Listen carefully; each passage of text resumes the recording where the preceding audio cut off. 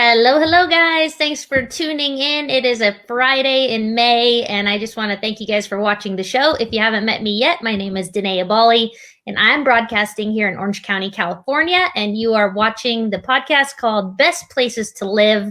And today, my guest is Damian Bruno. He is joining us from Scottsdale, Arizona. Hello, Damian. Hello, Sedona, Arizona. We were just Yes, talking about Scottsdale before, but yes. yeah, there we go with the live. Yes, Sedona, Arizona, and thank you for having me. Yeah, absolutely. So I invited Damian on the show because Sedona, not Scottsdale, Sedona, Arizona has always been high on my radar in terms of a great place to visit for vacation. It's also got some really beautiful real estate. When you get to tour the country, you can see a lot of cities that are built sort of track home-ish, and Sedona just has some really beautiful real estate. So I wanted Damian to come on the show and talk to us about how he got into real estate, why he ended up in Sedona, and all things Sedona in case you guys are thinking of making a move out there. So welcome to the show. Let's kick it off. Introduce yourself. Tell us how long you've been in real estate, maybe what brought you to Sedona. Sure. My name is Damian Bruno. I've been a realtor here in Sedona for about almost 17 years now. First came to the area actually a few years before that for Northern Arizona University for school. And NAU is in Flagstaff. I grew up in New York City, was always looking for something different, had come out on a family vacation in 1996. And this was kind of like the last big hurrah for the family and so forth. I was going to college and my sister was getting close to graduating from high school.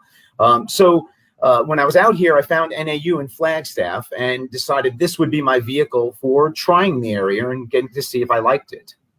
So Awesome. I didn't stay straight through. I actually lived on the West Coast in San Francisco after college for about 15 months, then went back to New York and realized once I was in New York that I was really missing that Northern Arizona feel. And right when I was in college, my parents actually moved to Sedona. And they were semi-retired, and they moved here before the big boom in real estate. And it was a much smaller and different community, but it's about 22 years now that they're living here. So at one point, my wife and I, Danielle, decided that we wanted to start a family, and we decided that Sedona really would be the perfect opportunity. I didn't realize coming out here I was going to go into real estate. Wasn't exactly sure what I was doing, but when I got here, it just I fell in love with the area and figured that this was a type of sales that I could actually do because I really believed in the area and loved it and wanted others to experience that as well. That's awesome. Well, we got a lot to unpack there, but I will piggyback on that and just let you all watching know that part of the reason I found Damian is because he is one of the top 10 agents in the area.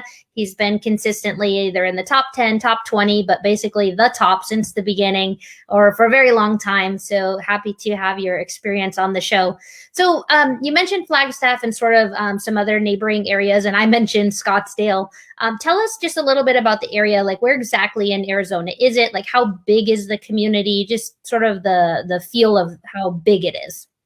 Okay, so Sedona itself is central northern Arizona. Flagstaff, which is about an hour north of us, is considered northern Arizona. All right. Okay. Sedona is a small town with about 16 to 17,000 people that live in pretty much two or three distinct sections of Sedona. There's a third section, Sedona Village. It's about 7 miles further out. When you visit, it feels continuity between the entire community. So yes, you've got Sedona, which sits on the northern part of what's called the Verde Valley. All right. Flagstaff is not considered the Verde Valley. That is north of us at a higher elevation. Flagstaff gets snow. In fact, it's in the top 10 snow communities in the country. I was pretty shocked to find that out when I moved here, but it allows us to have skiing on the San Francisco peaks. That's the mountain up there. So that community up there certainly gets a pretty strong winter. Sedona, which is just an hour south of it, has winter, but very short. I always say we have about 6 weeks of real winter, depending on the year.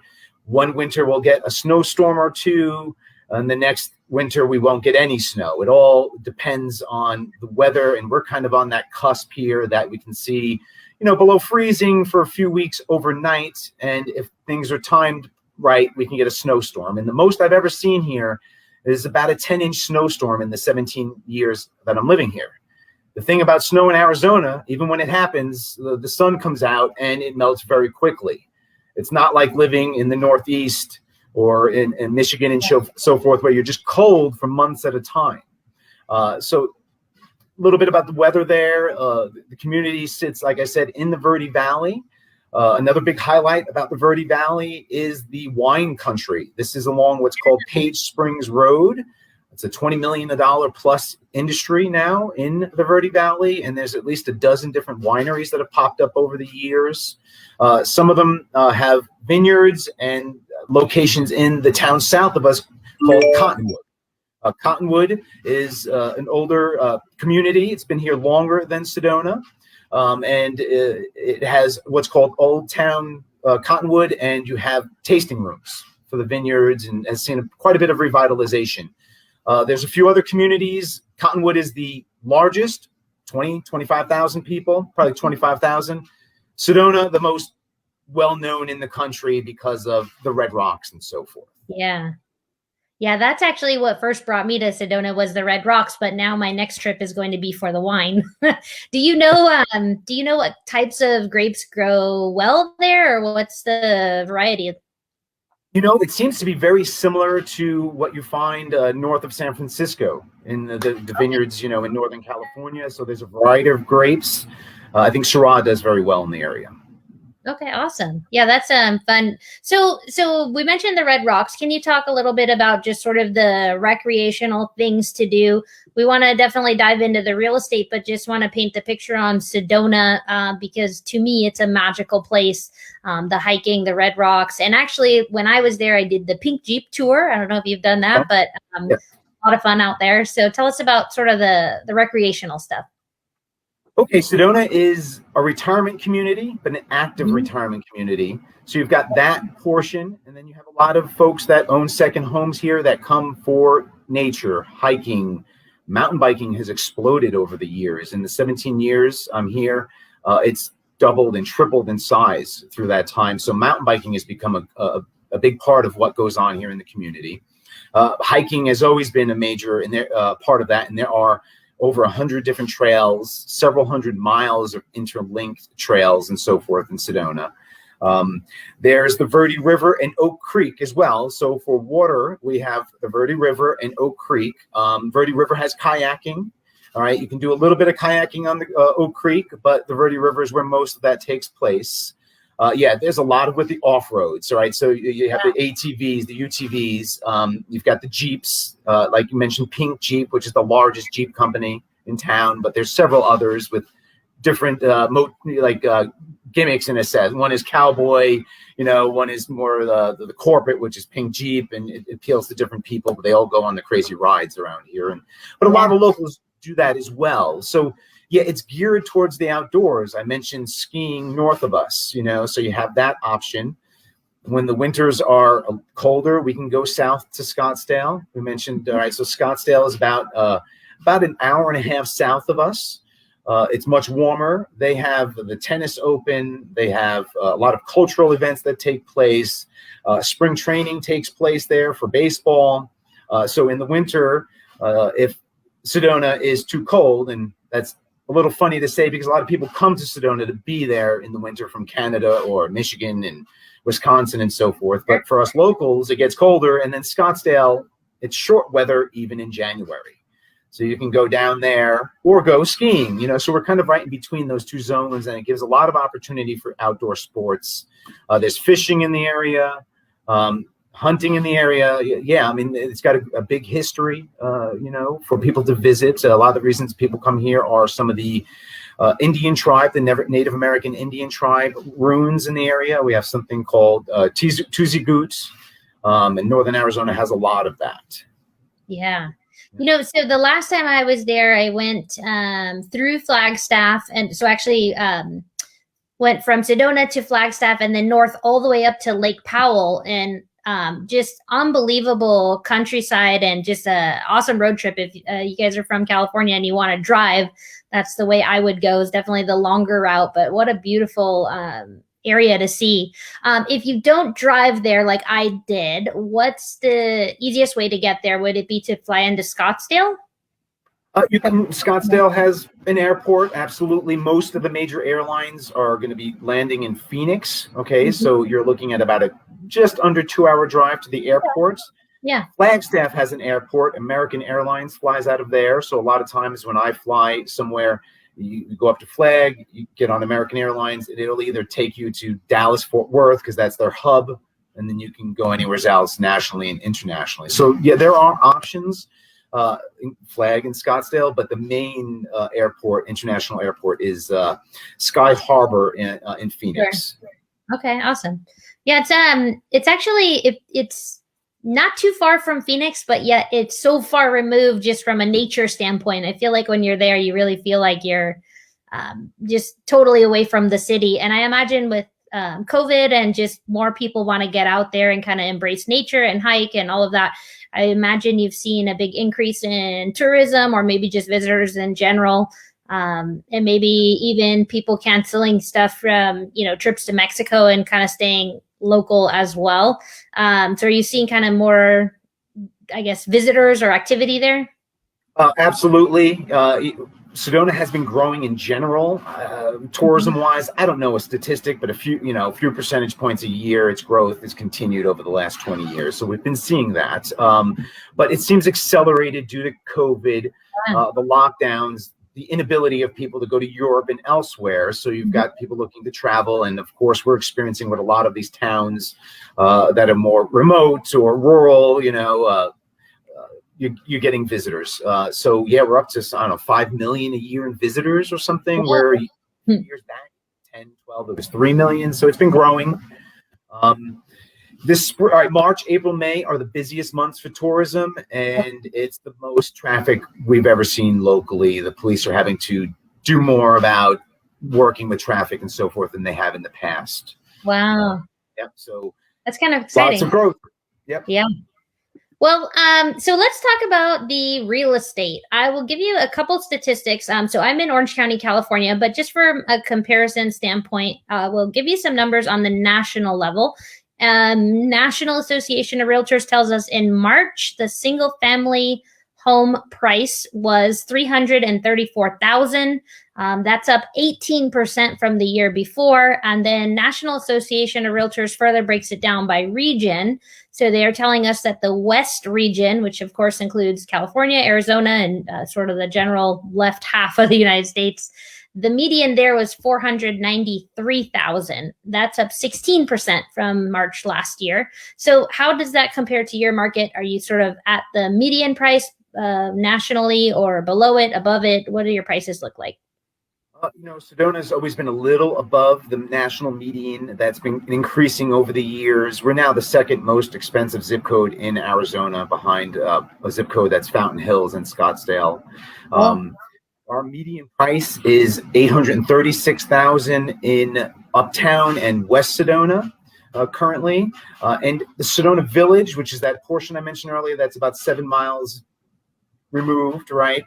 That is about $739,000. So wow. There's a difference, and there always has been a difference between the two communities, but we're really seeing that kind of increase, that gap, and it's all about vacation rentals. Okay, so about 3 years ago, I'm going to say now, Arizona Governor Ducey signed a law into place that made it that local counties and cities could not restrict vacation rentals here in Arizona. They left the ability by the homeowner associations, their CC&Rs, they could have rental limitations, right? So how that has affected the local community is it made the investors feel much more comfortable coming in and purchasing rentals, investing their money. They were no longer concerned. The city of Sedona was resistant and kind of didn't allow a lot of that before this law changed, right? So now what you're seeing is the HOAs that have 30-day minimums or 6-month minimums, 3-month minimums, right? They are really neighborhoods for neighbors. We're kind of seeing the investors don't have the interest in buying there.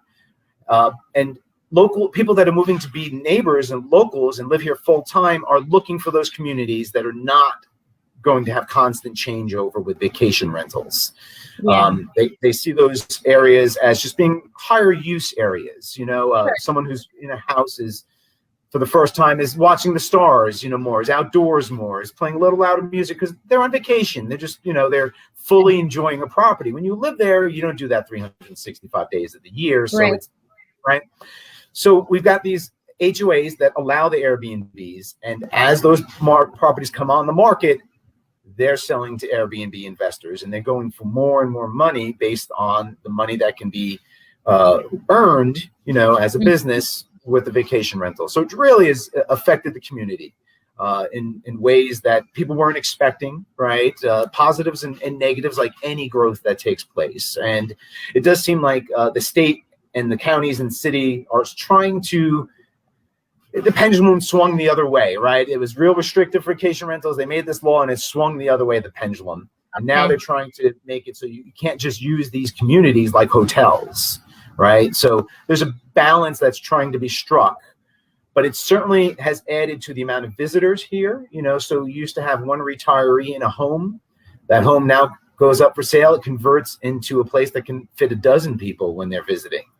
Sure. So the town is much more energetic than it used to be.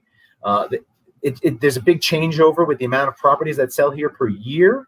So within a decade's time, things change normally, and the Airbnb has really accelerated that locally. So yes, we're about 25% more expensive than last March for our growth. Wow. Huge. And it all seems to be exactly about getting more space. Yeah. Yeah. So tell us about the types of properties, because I would guess that, and I tell me if I'm right or wrong, but I would guess the locals want a little bigger lot and probably the Airbnbs want a little more condo feel, or what's sort of the property type?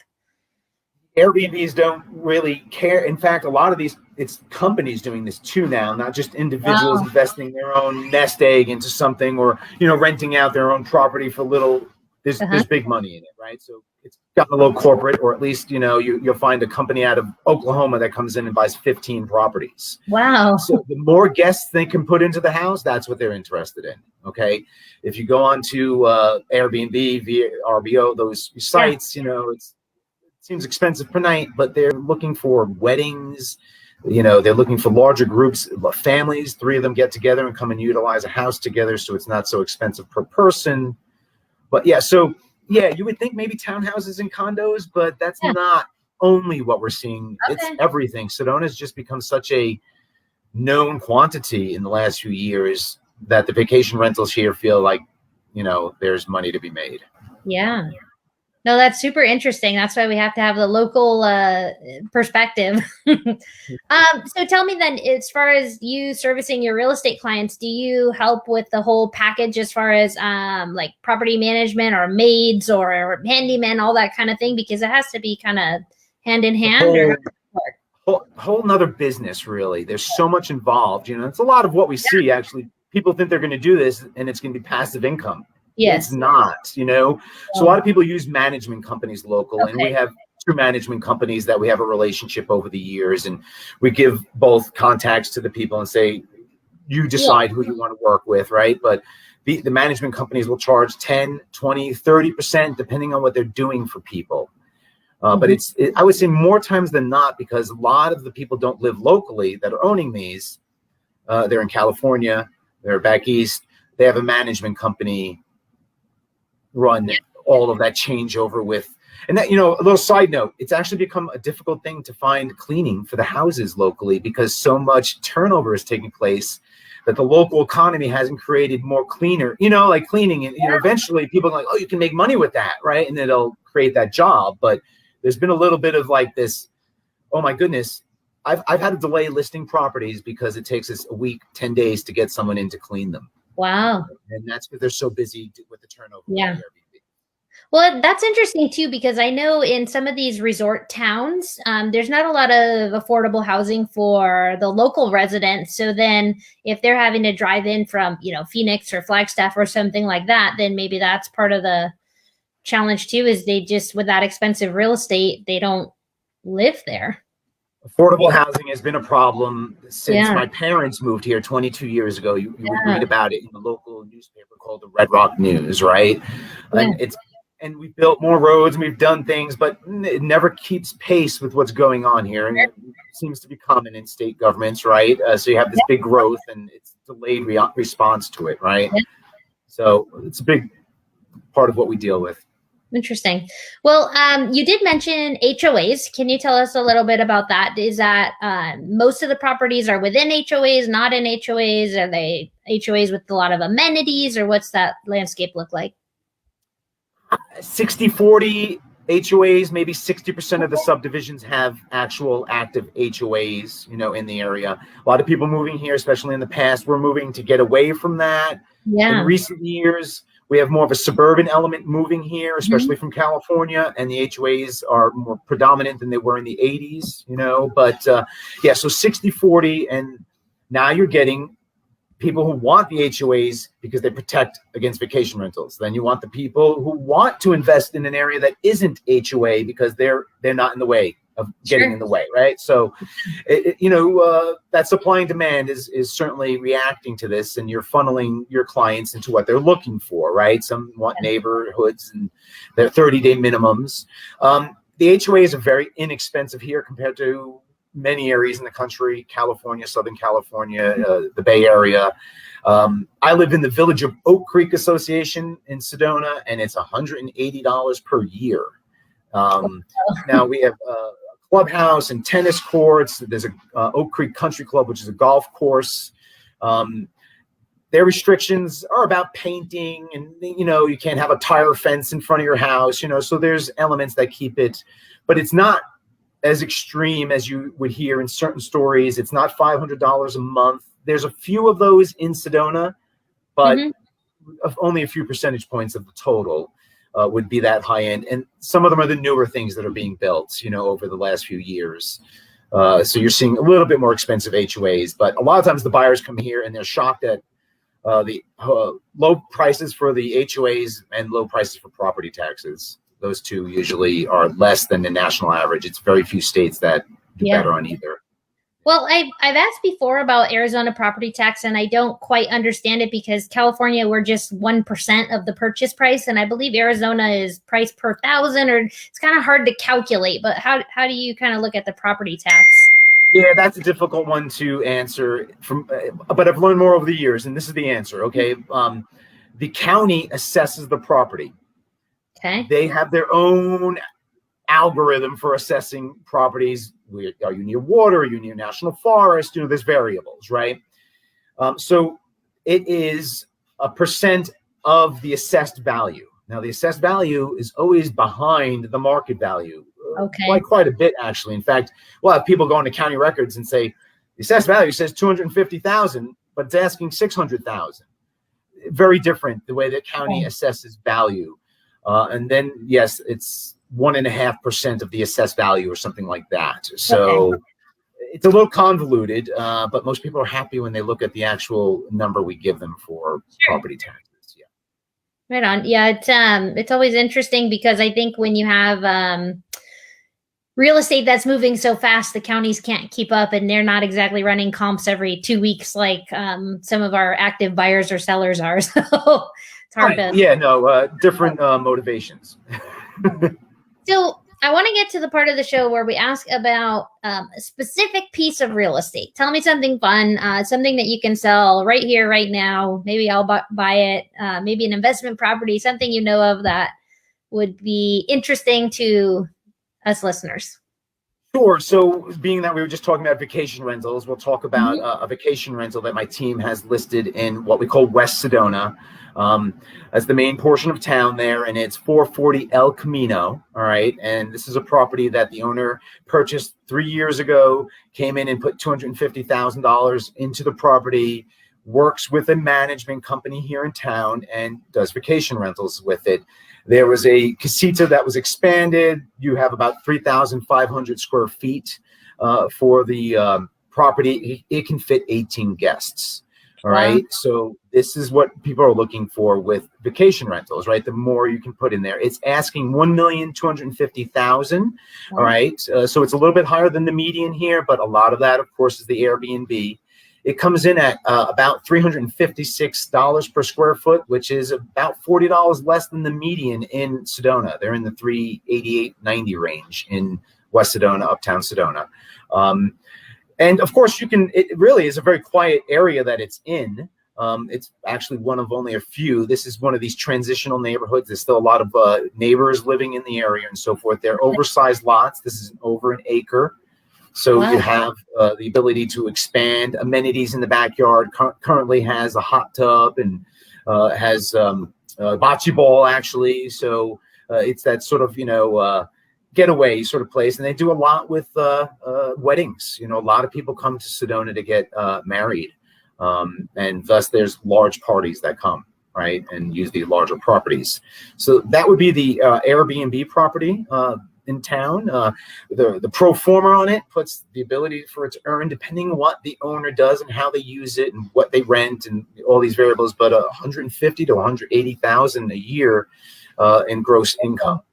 All right. And that's not uncommon. You see even more in the area too. Wow. All right. So those are the vacation rentals. And that's why we're getting that really affluent investor, and the buyers coming in have to compete with that, right? Even if they're just looking to purchase a home. Now, if you're a neighbor, if you're a person looking to be a neighbor and you want neighbors and you want to know your neighbors, there's a home we have listed, my team, on in the Sedona Golf Resort. Okay, the Sedona Golf Resort does not allow vacation rentals. Most of the homes are either primary residences or second homes for people who just come to visit, with family and so forth. That is a two-level home. That is the top of Crystal Sky. It's a street that goes up on a mesa, and as you look out across Sedona Village, you can see all the red rocks in the distance, and it looks over the golf course. It's a 4,500 square foot home. It's more of like an Italian design, Tuscan, you can say, and it's got 2 levels. So it's got an in-law suite with 3 master bedrooms. It's for visitors downstairs and its own kitchen. It's great for the golfer, and that's asking $1,795,000 here in the village. So yes, you got 2 different properties. You got one for those who are looking for full-time living here in Sedona. That Crystal Sky is just moments from all of what Sedona Village has to offer, with restaurants and hiking trails and so forth. Maybe a 5-minute drive down to Oak Creek, which it gets hot here. It's a saving grace having the creek only a few minutes away in the summers here. Yeah. Oh, I love it. I think those are 2 very good options. They both sound big, like big in terms of the house square feet and also the lot square feet. So if you are looking to kind of get out of the city and into some nature, I love that aspect of it. Anything else we should know before we let you run? I mean, there's just so much to the local nuances. I think the best thing is you got to provide your phone number and website so they can get a hold of you. I'll display it on the screen if you're watching us on Facebook or YouTube. But for those listening, maybe if you want to tell them your website, and they can get a hold of you. Happy to do so. Once again, this is Damian Bruno, Sedona agent. My website is Sedona Real Estate Agents with an S, plural.com. My phone number is 928-202-0038. I'm happy to discuss any questions. Yeah. People have a lot of questions about the area. It's a big unknown for a lot of people when they first get here. We're experiencing really low inventory, 50 to 60% less, similar to other areas, but less than we would have last May. You really need a local expert. There's several distinct areas to Sedona itself, never mind the surrounding towns, if that's a preference. Yeah. And it really, takes a local expert to kind of navigate all the differences between Airbnbs and regular neighborhoods and so forth. Yeah. No, that's awesome that you understand the investment side of things as well, since it is such a part of your market. Well, it's been awesome having you on the show. I will share my contact info if you guys have any questions about Orange County, California, which after this episode, you probably don't, but just in case, you can connect with me if you do. But Damian, it's been awesome. I really appreciate it. And we'll link to those properties you mentioned in the show notes. So if you guys have any questions, get in touch with either of us. Damian comes from a place of service, as do I. So if we could be helpful, reach out to either of us. But yeah, Absolutely. Thank you. Great episode. And I look forward to seeing you next time I come. Yep. You have a wonderful day. Look forward to that. Okay. See you guys.